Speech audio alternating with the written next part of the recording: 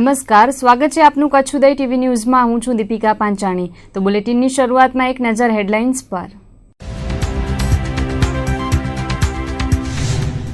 ચકચારી doctor મોરખિયા plot કેસનો મામલો, જેલવાસ ભોગવતા આરોપીનું GK હોસ્પિટલમાં નિધન।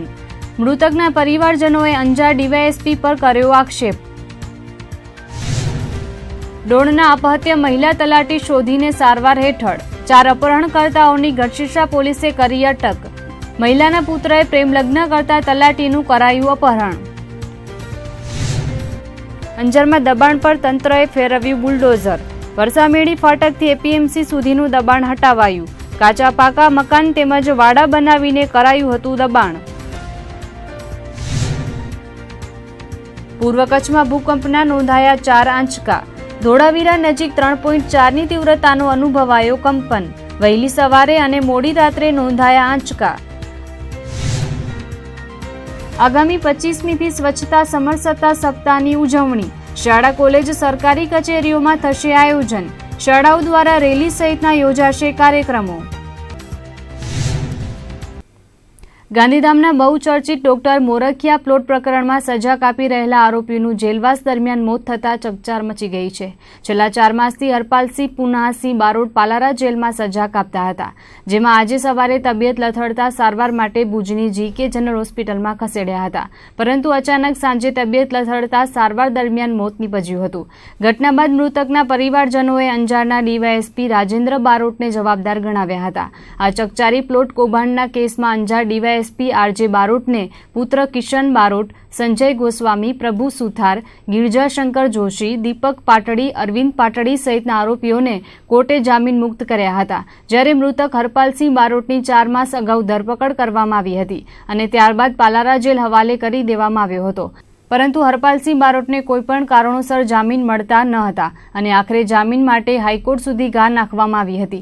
ત્યારે આગામી એકાદ અઠવાડિયામાં તેને જામીન મળવાના હતા। તેની વચ્ચે આજે હરપાલસિંહ બારોટનું સારવાર દરમિયાન જીકે જનરલ હોસ્પિટલમાં મોત નીપજ્યું હતું, ત્યારે પરિવારજનોએ મોત પાછળ અંજારના ડીવાયએસપીને જવાબદાર ઠેરવ્યા હતા અને આ કેસમાં તેમણે હરપાલસિંહને ખોટી રીતે ફસાવ્યા હોવાના આક્ષેપ કર્યા હતા। વધુમાં મૃતકના પત્નીએ એવો પણ આક્ષેપ કર્યો હતો કે આ ઘટનાના જવાબદારો ખુલ્લેઆમ ફરી રહ્યા છે, ત્યારે મૃતકના પરિવારે યોગ્ય ન્યાય માટેની માંગ કરી છે। मेरा लेमिनेशन और जेरोक्स का दुकान था, उसमें इन लोगों ने पेपर जेरोक्स करवाए थे और उसके बाद में मेरे आदमी को 8 महीने के बाद में पुलिस यानी धोखे से बुला के मेरे आदमी को पकड़वाया इन लोगों ने। 3-4 महीने से मेरा आदमी जेल में था। अचानक उनको कोई बीमारी नहीं थी, कुछ नहीं था।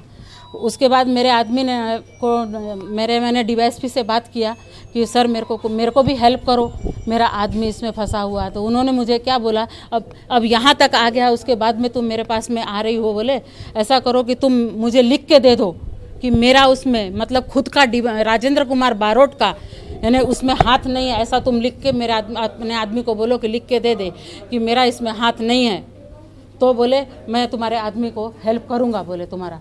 तो मैंने बोल दिया कि ये तो होने होगा नहीं, क्योंकि ऑलरेडी तुम्हारा पैसा लगा हुआ है, तुमने सब कुछ किया है। उसके बाद में मेरा आदमी 4 महीने तक जेल में थे। अचानक मुझे सवेरे मालूम पड़ा, मैं मुलाकात लेने गई, सवेरे मालूम हुआ कि मेरे आदमी की तबीयत ठीक नहीं है। मैं हॉस्पिटल आई तो दोपहर तक मेरे आदमी की कंडीशन ठीक थी। अचानक मेरे आदमी को क्या हुआ, एकदम से डॉक्टर ने बोला कि इनकी तबीयत ठीक नहीं है और उन लोगों ने 3-4 इंजेक्शन मेरे आदमी को लगाया। एक हार्ट में लगाया, एक मुंह के अंदर लगाया और उसके बाद में मेरा आदमी की डेथ हो गई। मैं जिम्मेदार तो इसमें डीवाईएसपी को ही ठहराती, क्योंकि मेन आदमी वही है, क्योंकि वो मेरे आदमी की बेल नहीं होने दे रहा था। 2 बार मैंने दो बार गांधीधाम सेशन में मैंने बेल का एप्लीकेशन लगाया था, दोनों बार मेरा रिजेक्ट हुआ। सब वहाँ पर बिक चुके थे पैसे के बल पे, मेरे आदमी की बेल नहीं होने दे रहे थे। अभी मैंने 2 बार रिजेक्ट होने के बाद हाई कोर्ट में लगाया था मैंने। अभी मेरा आदमी की 8 दिन के बाद में बेल होने वाली थी, मेरा आदमी छूटने वाला था, तो ये वाकया हो गया। आ लोग आज थी 2.5-3 महीना पहला मारा कॉन्टेक्ट में आया था અને એ કે અમે આવી રીતના દુઃખી છીએ અને અમારાથી આવો અન્યાય થઈ ગયું છે અને અમારા પતિ જેલમાં છે, તો મેં એ લોકોને કીધું તમે ભુજમાં રહી જાઓ, વાંધો નહીં। અને એ લોકો જે આધાર માથાભારે તત્વો છે જે પણ છે એ લોકોથી અન્યાય થાય અને અન્યાય થયો છે અને આ માણસને ન્યાય મળે, આ પરિવારને, એવો આપણે અપેક્ષા રાખીએ સરકારશ્રી પાસે, બરાબર છે। માંડવી તાલુકાના ડોણ ગામે તલાટી તરીકે ફરજ બજાવતા મહિલા કર્મચારીનું અપહરણ થયા બાદ પોલીસે મહામુશ્કેલીએ તેને છોડાવીને 4 આરોપીઓને દબોચી લીધા હોવાની વિગતો મળી રહી છે. ડોણના મહિલા તલાટી યશોદાબેન મોદી છેલ્લા લાંબા સમયથી ફરજ પર ગેરહાજર હતા અને પોતાના વતન ચાલ્યા ગયા હતા. વતનથી પરત ફર્યા બાદ ગત 19મીએ તેમનું અપહરણ કરાયું હતું. અપહરણ કરનાર શખ્સોએ મહિલા તલાટીને માર માર્યો હોવાની માહિતી પણ મળી રહી છે. હાલ મહિલા તલાટી ભુજની જીકે જનરલ હોસ્પિટલમાં સારવાર હેઠળ છે. અપહરણની આ સમગ્ર ઘટના પાછળનું કારણ એવું બહાર આવ્યું છે કે મહિલા તલાટી યશોદાબેન મોદીના પુત્રએ પ્રેમ લગ્ન કર્યા હતા. તેમનું મનદુખ રાખીને આરોપી ગુલામ હુસેન ઇસ્માઇલ વીરાએ તેની પત્ની, ભાઈ અને શાળા સહિત કુલ 5 લોકોએ મળીને યશોદાબેનનું અપહરણ કર્યું હોવાનું ખુલ્યું છે. ડોણથી અપહરણ કરીને આરોપીઓ મહિલાને પ્રથમ સીરવા લઈ ગયા હતા. ત્યાંથી તેને ભુજ અને ત્યારબાદ તેના વતન અમદાવાદ લઈ જવાયા હતા. આ સમગ્ર ઘટનામાં યશોદાબેનના પુત્રએ અમદાવાદમાં મહિલા હેલ્પલાઇન પર ફોન કરીને ફરિયાદ નોંધાવી હતી. મહિલા હેલ્પલાઇનમાંથી સ્ટેટ પોલીસ કંટ્રોલને જાણ કરાઈ હતી. ત્યારે સ્ટેટ કંટ્રોલે કચ્છ પોલીસને જાણ કરાઈ હતી. ત્યારે પશ્ચિમ કચ્છ એસપી મકરંદ ચૌહાણે જણાવ્યું હતું કે આ મામલે ટેકનિકલ સર્વેલન્સના આધારે આયોજનબદ્ધ કવાયત હાથ ધરતા મહિલા મળી આવ્યા હતા. તેમને માર મરાયો હોવાનું પણ તેમણે ઉમેર્યું હતું. વધુમાં આ મામલે ગઢશીશા પોલીસે સીરવાના ગુલામ હુસેન ઇસ્માઇલ વીરા સહિતને 5 શખ્સો સામે ફરિયાદ નોંધીને 4 લોકોની ધરપકડ કરી હોવાનું જાણવા મળ્યું છે. યશોદાબેનના પુત્રએ જેની સાથે પ્રેમ લગ્ન કર્યા હતા તેના પિતાએ ગુલામ હુસેન ઇસ્માઇલ વીરાએ અપહરણ કર્યું હોવાનું સામે આવ્યું છે. બનાવ બને મારા છોકરા ઇન્ટરકોમ જાતિમાં મેરેજ કર્યા છે ને એ અંગે કે છોકરી પાછી લેવી છે એમ કરી મને એ લોકો કિડનેપ કરી જાય તો છોકરી પાછી આપી દે એનો પ્લાન એવો હતો.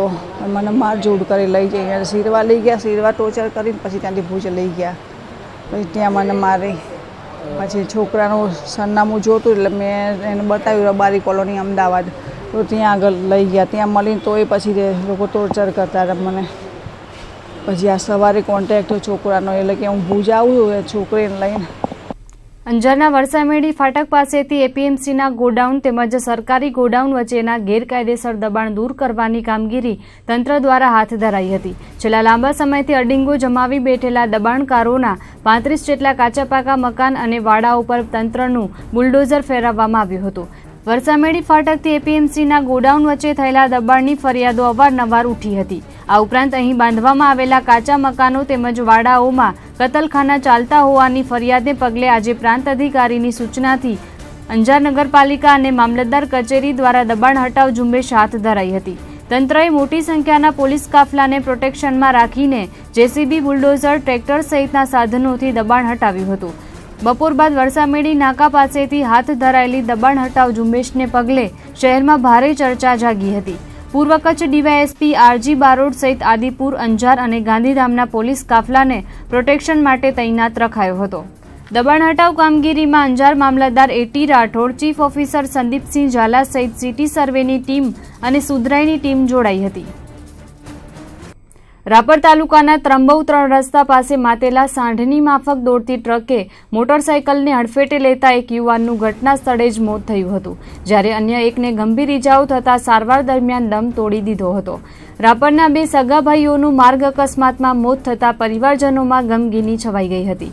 પ્રાપ્ત વિગતો મુજબ નવાપરા રાપરમાં રહેતા મંજીભાઈ રાયમલભાઈ કોલી તથા રમેશભાઈ રાયમલભાઈ કોલી બંને ભાઈઓ મોટરસાયકલ ઉપર જતા હતા. ત્યારે ત્રંબવ 3 રસ્તા પાસે ટ્રકે હડફેટે લેતા મંજીભાઈનું ઘટના સ્થળે જ મોત થયું હતું, જ્યારે રમેશને ગંભીર ઇજાઓ થતા પ્રાથમિક સારવાર રાપરમાં અપાયા બાદ વધુ સારવાર માટે ભચાઉમાં રિફર કરાયો હતો, જ્યાં સારવાર દરમિયાન મોત થયું હતું. 2 ભાઈઓના મોતથી પરિવારજનોમાં ગમગીની સાથે શોકનું મોજું ફરી વળ્યું હતું. ભચાઉ તાલુકાના બાનિયારી વાંઢમાં એક જ કોમના 2 જૂથો વચ્ચે જૂની અદાવતના કારણે ઘર્ષણ થયું હતું.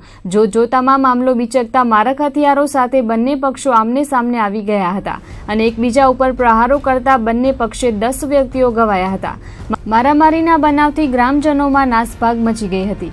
પોલીસ સૂત્રોમાંથી મળતી વિગતો મુજબ ભચાઉ તાલુકાના બાનીવારી વાંઢમાં રહેતા નોડે પરિવારોમાં ધીંગાણું સર્જાયું હતું. જૂની અદાવતનું મનદુખ રાખી ધારિયા, કુહાડી, લાકડીઓ જેવા પ્રાણઘાતક હથિયારો સાથે એક જ પરિવારના બંને પક્ષો આમને સામને આવી ગયા હતા. ઇજાગ્રસ્તોને સારવાર માટે અંજારની રેફરલ હોસ્પિટલ તેમજ ભચાઉની સરકારી હોસ્પિટલમાં ખસેડાયા હતા. મારામારીની આ ઘટનામાં દુધઈ પોલીસે ફરિયાદ નોંધીને તપાસ હાથ ધરી છે. કચ્છની જીવાદોરી સમાન નર્મદાના પાણીની હળવદ ધ્રાંગધ્રા વચ્ચેની ખુલ્લી નહેરમાંથી ચોરી થવાના કારણે કચ્છને પૂરતું પાણી મળતું નથી. ત્યારે આ પાણી ચોરીને અટકાવવા કચ્છ જિલ્લા ભાજપના મોવડીઓ દ્વારા ગાંધીનગર દરબારમાં રજૂઆત કરાઈ હતી. પ્રાપ્ત વિગતો મુજબ છેલ્લા લાંબા સમયથી હળવદ ધ્રાંગધ્રા નજીકની નહેરમાંથી પાણીની મોટા પ્રમાણમાં ચોરી કરાઈ રહી છે, જેના કારણે કચ્છની જનતા પાણીથી તરસી રહી છે.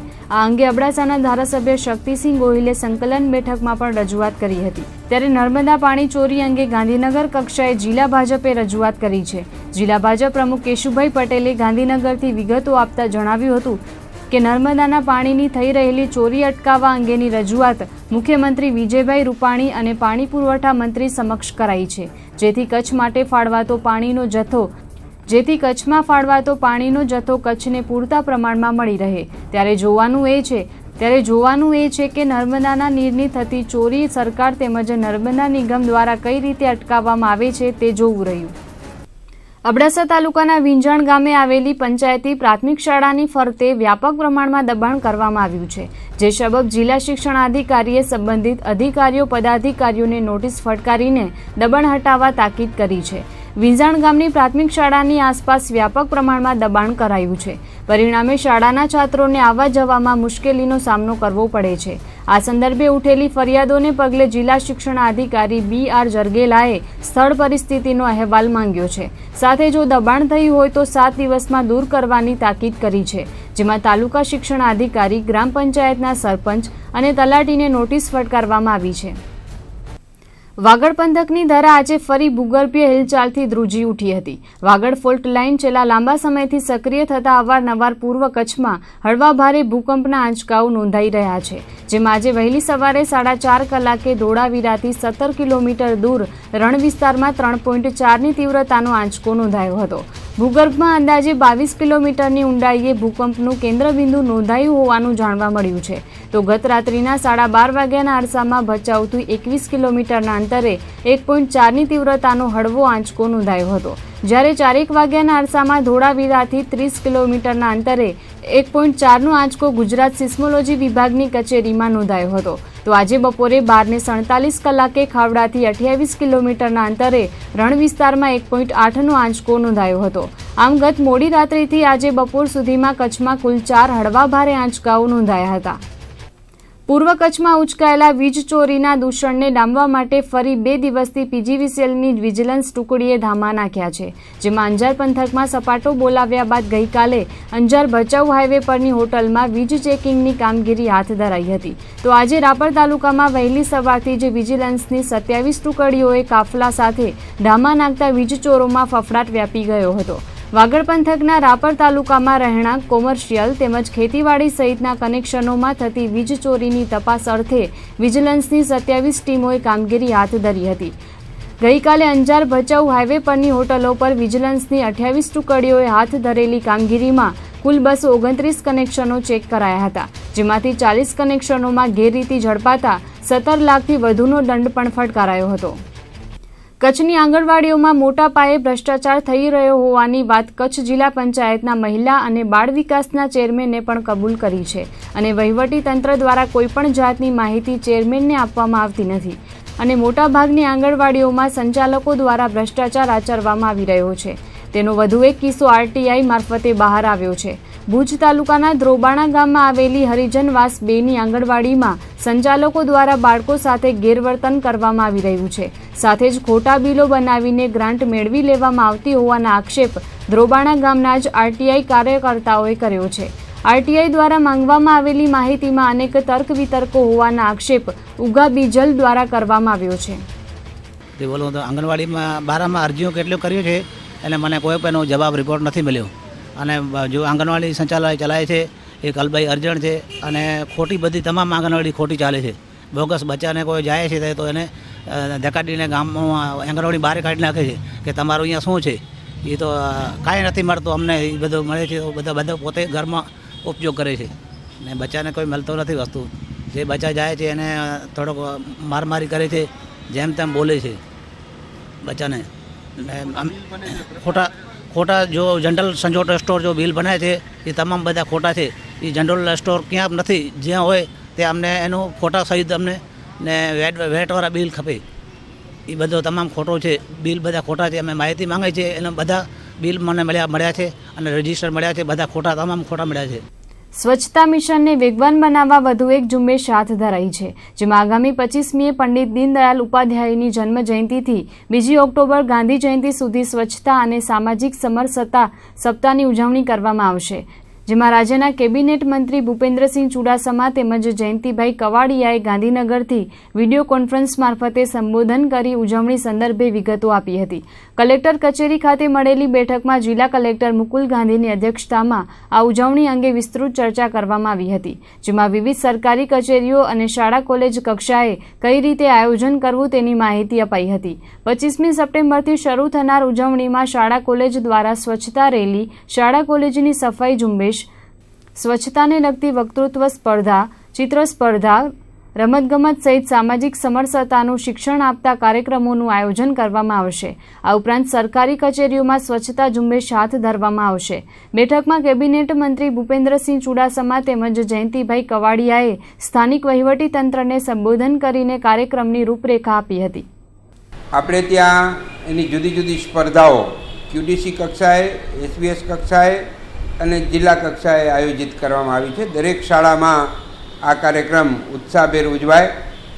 ખાસ કરીને સ્વચ્છતા એક આજે એવો વિષય બન્યો છે કે એમાં વિદ્યાર્થીમાં એની ટેવ પણ પડે અને એના આરોગ્યની જાળવણી થાય, આરોગ્ય ન બગડે એના માટે ઘણીવાર ગંદકી બહુ કારણભૂત હોય છે. એની ટેવ પડે અને એ સ્વચ્છતાના બધા પોતાની જીવનમાં ટેવ પાડે એવા કાર્યક્રમો છે. એમાં નિબંધ સ્પર્ધા છે, એમાં વક્તૃત્વ સ્પર્ધા છે, એમાં ચિત્ર સ્પર્ધા છે.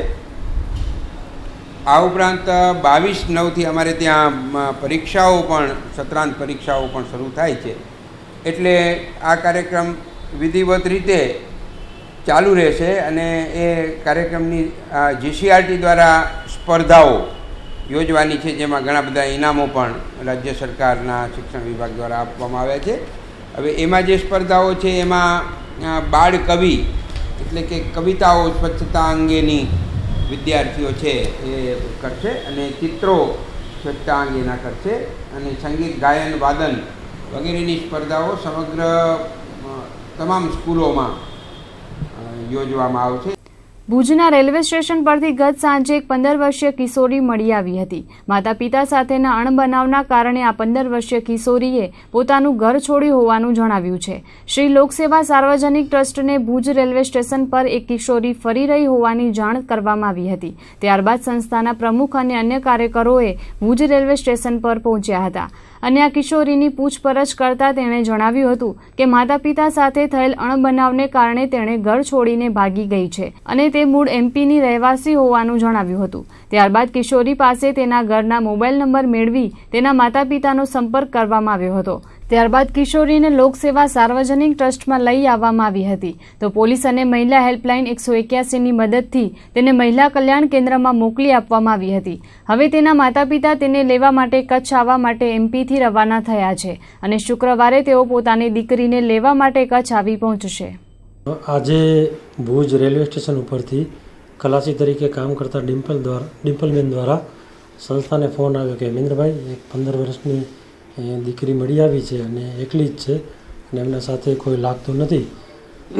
એટલે સંસ્થાને ટેલિફોનિક જાણ થઈ એટલે સંસ્થા દ્વારા ભુજ રેલવે સ્ટેશન ઉપર જઈ અને એ બધી દીકરીની વિગતો મેળવી ત્યારે આ આરતી નામની દીકરી જે મૂળ MPની રહેવાસી છે અને આજથી 3 દિવસ પહેલાં પોતાના ઘરેથી મા બાપ સાથેના અણબનાવના કારણે નીકળેલી છે.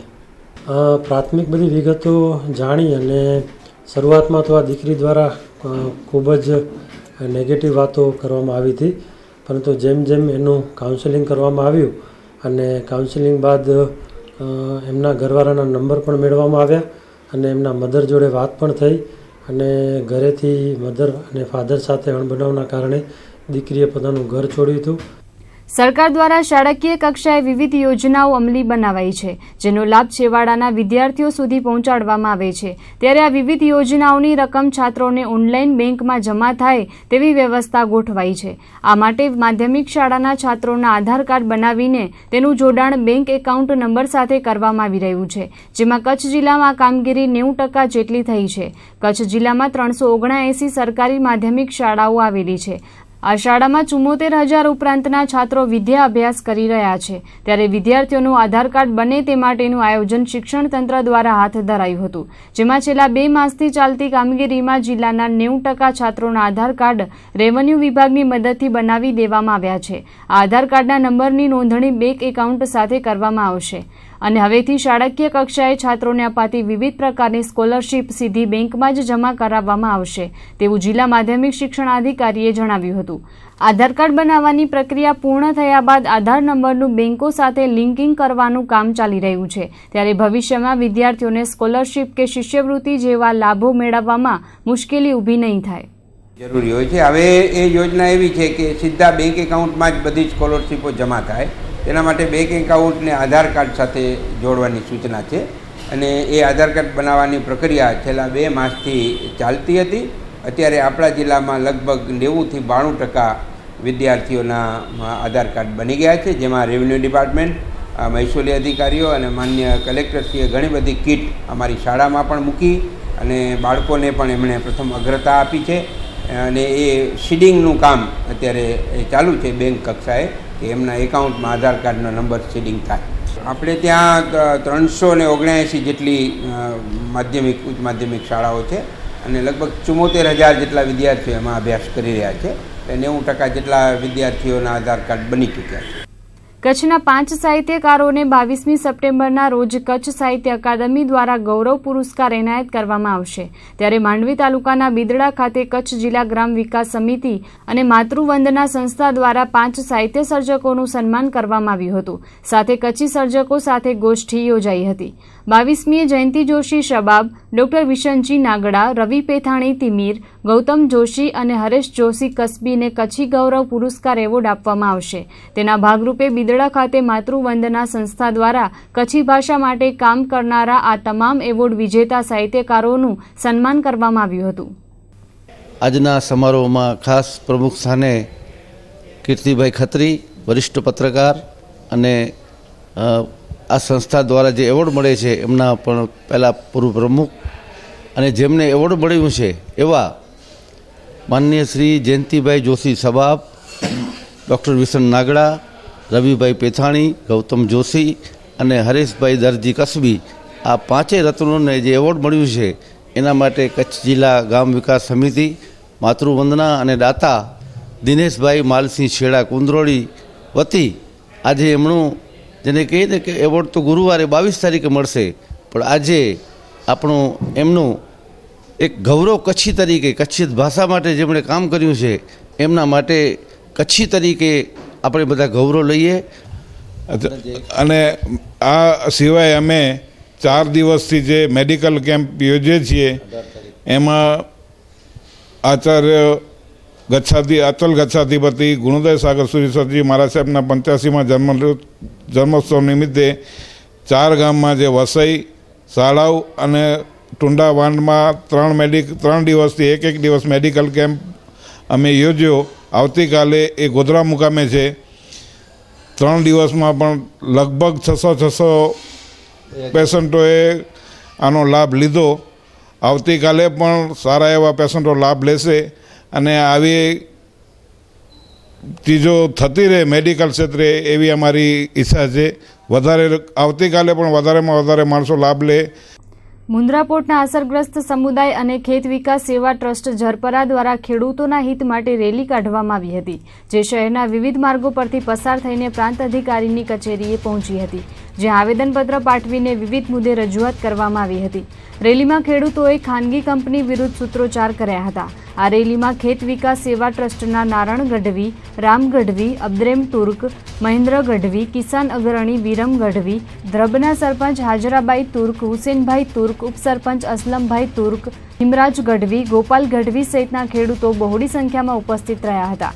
આગામી 2 ઓક્ટોબરે ગાંધી જયંતિ સુધી અસરગ્રસ્તોની માંગ નહીં સંતોષાય તો કંપનીના ગેટને તાળાબંધી કરીને વિરોધ પ્રદર્શિત કરવાની ચીમકી ઉચ્ચારવામાં આવી છે. 15 તારીખના પણ મામલતદાર કચેરીએ ધરણા કરી અને ખેડૂતોના વિવિધ પ્રશ્નો રજૂ કરેલા હતા અને તેમાં પણ આ પ્રશ્નનો ઉલ્લેખ હતો જ કે કંપનીઓ દ્વારા જે સંપાદિત જમીન થઈ છે એમાં ખેડૂતોને ન્યાય આપવામાં આવે.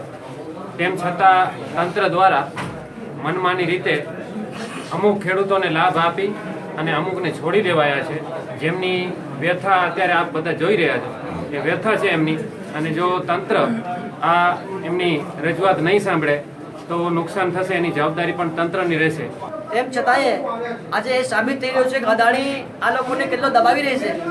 આજે કોઈ પણ અધિકારી આ લોકોને આવેદનપત્ર લેવા માટે તૈયાર નથી. 2 કલાકથી આ લોકો અહીંયા બેઠા છે, તેમ છતાંય આ લોકો આખી એસડીએમ ઓફિસ ખાલી છે. માત્ર ને માત્ર મોજૂદ છે તો ચોથા વર્ગના ક્લર્ક મોજૂદ છે, એને અમે આવેદનપત્ર આપવા નથી અને આવેદનપત્ર અમે ડાયરેક્ટ મુખ્યમંત્રીને પાઠવીએ છીએ. જ્યાં સુધી કન્સલ્ટ ઓફિસર એસડીએમ કક્ષાનો અધિકારી અહીં મોજૂદ નહીં રહે ત્યાં સુધી અમે આવેદનપત્ર આપવા નથી, ભલે સાંજ પડી જાય. ઉગા રહી માથે પોલીસ ખણીએ છે ફેવર પર વાડી में बाजरो भलाए ते छता पुलिस खणी ना साथ एतरो त्रास देती छेले भागी घोंटे के पण हलाती जाई खाली न कराई दा अडाणी कंपनी पर असा एकड़ो सोचायो जे जेनी असा ते भाणे पुलिस आवे के बेओ को आयो तो असा असा जे आत्महत्या कईबो ई वतारी बोनी के कारण जेकड़ो माल वसा घर में जा नो असा गाम में जा नो एतरो थईने. એસટી અને ગુજરાત વિદ્યુત બોર્ડના નિવૃત્ત કર્મચારીઓ કચ્છના સાંસદ વિનોદ ચાવડાને પેન્શન વધારવા માટે આવેદનપત્ર પાઠવી રજૂઆત કરી હતી. સાથે જ સાંસદ સાથે વિસ્તૃત ચર્ચાઓ કરવામાં આવી હતી. 1995 પેન્શન યોજના અંતર્ગત એસટી, ડેરી, પીજીવીસીએલ સહિતના નિવૃત્ત કર્મચારીઓને માત્ર સરકાર દ્વારા 1687 રૂપિયા પેન્શન આપવામાં આવી રહ્યું છે, પરંતુ આટલા પેન્શનમાં ઘર ચલાવવું મુશ્કેલ બન્યું છે. આ અંગે નિવૃત્ત કર્મચારી ફેડરેશન દ્વારા રાજ્ય સરકાર અને કેન્દ્ર સરકારને અનેક વખત રજૂઆત કરવામાં આવી છે, પરંતુ આ અંગે હજુ સુધી કોઈ નિર્ણય લેવામાં આવ્યો નથી. સાંસદ વિનોદ ચાવડાએ જણાવ્યું હતું કે આગામી સાંસદ સત્ર દરમિયાન આ મુદ્દા પર સંસદમાં રજૂઆત કરવામાં આવશે. કચ્છ સહિત ગુજરાતના 5 લાખ જેટલા નિવૃત્ત કર્મચારીઓને પોષણયુક્ત પેન્શન સરકાર દ્વારા આપવામાં આવે તેવી માંગ નિવૃત્ત પેન્શન ફેડરેશન દ્વારા કરવામાં આવી છે. આજે અમને જે 1995ની પેન્શન સ્કીમ છે એમાં અમને પેન્શન બહુ ઓછું જ મળે છે. એટલે માનનીય શ્રી આપણા સાંસદ સભ્ય શ્રી વિનોદભાઈ ચાવડા કને અમે રજૂઆત કરવા માટે આવ્યા છીએ. કેટલા લોકો છે જેથી નથી મળતું પેન્શન? અત્યારે આખા ભારતભરમાં જોઈએ તો આમ તો 25 લાખ જેવા પેન્શનરો છે જેને આ પોષણયુક્ત પેન્શન મળતું નથી. કેટલું પેન્શન હતું? કેટલો સમય? તો એના બે ગ્રુપ કરી દીધા છે કે જે 16/11/95 આ પેન્શન સ્કીમ લાગુ કરવામાં આવી, બરાબર, 16/11/95થી કરી અને 1/3/2000 સુધી 1000ની અંદર પેન્શન મળે છે. સાંસદથી અત્યારે કાર્યક્રમ ચાલુ છે અને એમને સારો સપોર્ટ આપ્યો છે કે હું સંસદ જ્યારે સત્ર ચાલુ થશે ત્યારે તમારી બધી રજૂઆત કરીશ અને હું આ પ્રશ્નો આગળ મોકલવાની કોશિશ કરીશ અને બનતા પ્રયાસો કરીશ. શું તમને કેટલો મળવો જોઈએ? અમને ઓછામાં ઓછું 10,000 પેન્શન મળે તો અમારું કંઈ જીવન નિર્માણ ચાલે. આ 1687 રૂપિયા અત્યારે મને પેન્શન મળે છે, એવા આખા ભારતભરની અંદર 1687 2000ની આસપાસ જ પેન્શન મળે છે. ભુજમાં કેટલા લોકો આજે અહીંયા રજૂઆત? ભુજમાં અત્યારે તો જીએમડીસીના છે, જીબીના છે, એસટીના છે, ડેરી નિગમ છે, અને આ બધાને પ્રશ્નો તો સાહેબ ભાઈ એક જ છે આ કે અમને આ પેન્શન પોષણયુક્ત મળતું નથી. બોર્ડ નિગમના કર્મચારી મિત્રો, ખાસ કરીને એસટી બોર્ડ, પીજીવીસીએલ, ડેરીના, આવા કચ્છના અનેક જે નિવૃત્ત કર્મચારી મિત્રો છે એમની સાથે આજે બેઠકનું આયોજન કરવામાં આવ્યું હતું. અને ખાસ કરીને એમની જે માંગણી છે કે નિવૃત્ત થયા પછી જે એમને પેન્શન મળે છે એ પેન્શનની રકમ બહુ ઓછી હોવાને કારણે એ લોકોએ વારંવાર રાજ્ય સરકાર અને કેન્દ્ર સરકારની અંદર જે તે ડિપાર્ટમેન્ટની અંદર એમની રજૂઆત કરેલી છે. ને આજે વિવિધ વિભાગના કર્મચારીઓએ, નિવૃત્ત કર્મચારીઓએ એક આવેદનપત્ર પાઠવી કરીને મારું ધ્યાન દોર્યું છે. સંપૂર્ણ મેં ખાતરી આપી છે કે આવનાર સમયની અંદર જ્યાં જ્યાં જરૂરિયાત ઊભી થશે અને રજૂઆત કરવાની હશે ત્યારે કેન્દ્ર સરકાર અને રાજ્ય સરકારની અંદર આ રજૂઆત કરીને ખાસ કરીને એમને પેન્શનની અંદર વધારો કરવામાં આવે અને સાચા અર્થમાં એમની જે માંગણી છે માંગણીને સંતોષવામાં આવે એ પ્રકારના પ્રયત્નો આવનાર સમયની અંદર કરવામાં આવશે. કચ્છમાં શિક્ષકોની ઘટના કારણે સમગ્ર કચ્છમાં શિક્ષણનું સ્તર નીચું આવી રહ્યું છે. ત્યારે પૂર્વ કચ્છના રાપર વિસ્તારમાં સામાજિક સંસ્થાઓ દ્વારા વિદ્યાર્થીઓને અભ્યાસ પ્રત્યે પ્રોત્સાહન કરવામાં આવી રહ્યા છે. રાપર સ્વામિનારાયણ ગુરુકુળ ખાતે માતૃશ્રી હિરીબેન ધરમસિંહ રાધુ આરેઢિયા ચેરિટેબલ ટ્રસ્ટ દ્વારા શહેરના 530 છાત્રોને શૈક્ષણિક કીટનું વિતરણ કરવામાં આવ્યું હતું. આ પ્રસંગે ટ્રસ્ટના મેનેજિંગ ડાયરેક્ટર બચ્ચુભાઈ આરેઢિયા, કચ્છ જિલ્લા કોંગ્રેસના પ્રમુખ નરેશ મહેશ્વરી, મિતુલ મોરબિયા, ભચાઉ તાલુકા પંચાયતના ભરતભાઈ ઠક્કર સહિતના આગેવાનો આ પ્રસંગે ઉપસ્થિત રહ્યા હતા. સ્વામિનારાયણ ગુરુકુળની સંત પ્રેમપ્રકાશ દાસજી, અક્ષરમૂર્તિ માધવ ચરણ દાસજીના હસ્તે દીપ પ્રાગટ્ય કરવામાં આવ્યું હતું. આ પ્રસંગે સ્વામિનારાયણ લેખન મંત્ર પુસ્તકનું વિમોચન કરવામાં આવ્યું હતું. તો વાગડમાં રાપરના વિદ્યાર્થીઓને ઉચ્ચ અભ્યાસ માટે કોઈપણ જાતની સહયોગની ખાતરી ટ્રસ્ટ દ્વારા આપવામાં આવી હતી. રાપર શૈક્ષણિક ક્ષેત્રે આગળ વધે તેવા ઉદ્દેશ્ય સાથે વિદ્યાર્થીઓને કીટનું વિતરણ કરવામાં આવ્યું હતું. સુરેશ ઠક્કર સાથે મુકેશ ગોર, કચ્છ ઉદય ટીવી ન્યૂઝ, રાપર. આજે 21મી સપ્ટેમ્બરના દિવસે Safar alliance for peace and justice સંસ્થા દ્વારા વિશ્વ શાંતિ દિનની ઉજવણી કરવામાં આવી હતી. કચ્છમાં હંમેશાના માટે શાંતિ અને કોમી એકતા જળવાઈ રહે તેવા ઉદ્દેશ્ય સાથે આજે વિશ્વ શાંતિ દિવસની ઉજવણી કરવામાં આવી હતી. સંસ્થા દ્વારા ખાવડા અને ભુજમાં વિવિધ સામાજિક કાર્યો કરવામાં આવી રહ્યા છે.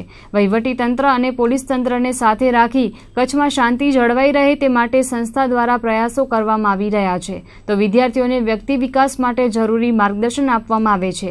આજે વિશ્વ શાંતિ દિન નિમિત્તે જુબેલી સર્કલ પર સંસ્થા દ્વારા શાંતિનો સંદેશો ફેલાવવામાં આવ્યો હતો. આજે જે 21મી સપ્ટેમ્બર વિશ્વ શાંતિ દિવસ, જે આખા વિશ્વ લેવલે આ દિવસની ઉજવણી કરવામાં આવે છે, એના માધ્યમથી અમે કચ્છ જિલ્લાની અંદર, જે આપણા કચ્છ જિલ્લા એક શાંતિ પ્રતિક વિસ્તાર અને જિલ્લો છે, તો આપણા જિલ્લાની અંદર શાંતિ રહે અને અશાંતિ દૂર થાય અને જે કોમી તંગદિલીની જે પ્રવૃત્તિઓ કરવામાં આવે છે, પ્રવૃત્તિઓ દૂર થાય, એ માધ્યમથી અમે કચ્છ જિલ્લાની અંદર ઇન્ટરનેશનલ પીસ ડે, વિશ્વ શાંતિ દિવસની અમે ઉજવણી કરી છે.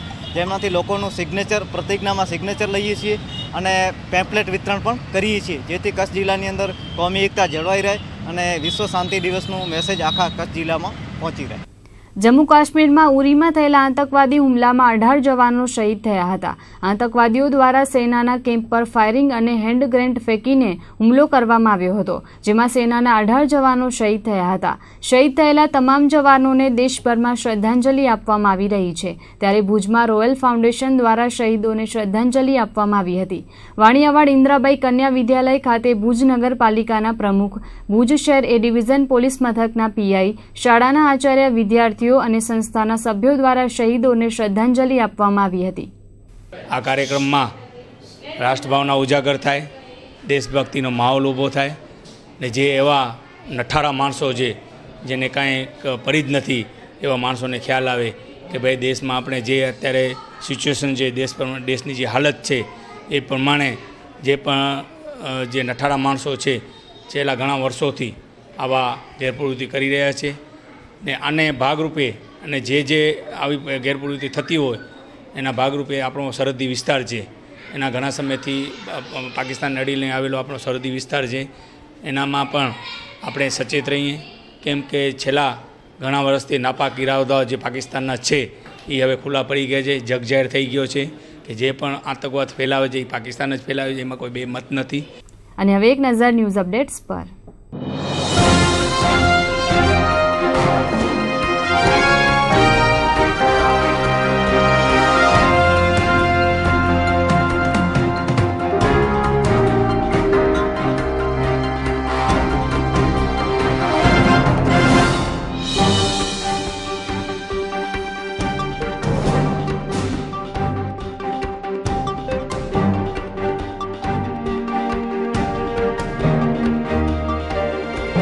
તો આ હતા આજના કચ્છ ઉદય ટીવી ન્યૂઝ. ફરીથી મળીશું આવતીકાલે. ત્યાં સુધી અમને રજા આપશો. નમસ્કાર.